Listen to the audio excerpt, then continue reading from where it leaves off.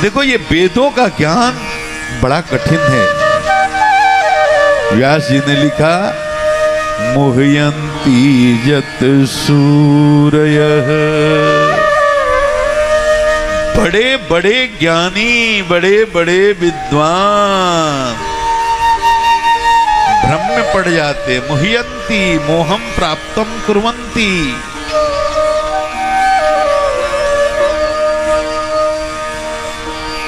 बड़े बड़े पंडित ज्ञानी और विद्वान वेदों का अर्थ समझने में समर्थ होते ही नहीं। देखो एक और बात, चेतना के जिस स्तर से शास्त्र निकले,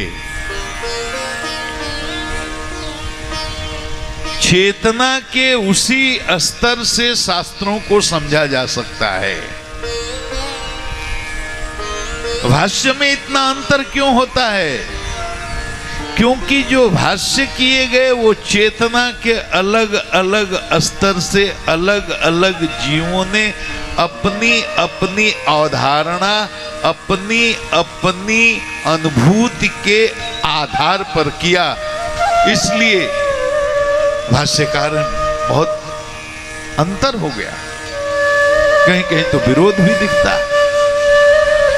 तो चेतना के जिस स्तर से सनातन साहित्यों का प्रणयन हुआ, चेतना के उसी स्तर से उनको समझा जा सकता है।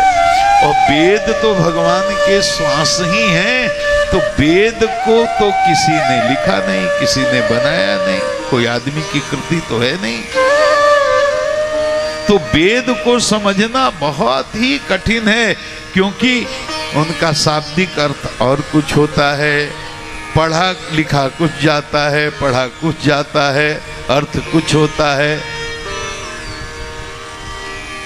देखो एक और बात को, वेद की एक एक ऋचाएं प्रत्यक्ष देवता हैं। एक एक ऋचा का दर्शन किया जा सकता है। अब कितना समझाऊंगा, मैं बोलकर निकलता हूं, आप विचार करो, मंथन करो, विद्वानों से इस पर विमर्श करो। मैं एक एक वाक्य का अगर विस्तार करने लगूं तो कथा नहीं हो पाएगी। मैंने कह दिया इसको पकड़ो, विद्वानों का सानिध्य प्राप्त करके उनसे विस्तार करवाओ, समझो। वेद की एक एक ऋचा प्रत्यक्ष देवता है जिसका दर्शन किया जा सकता है। नमस्कार, मैं गुप्तेश्वर पांडे, डीजीपी बिहार।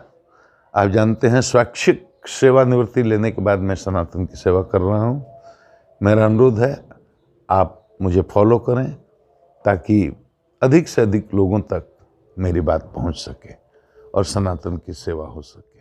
नमस्कार।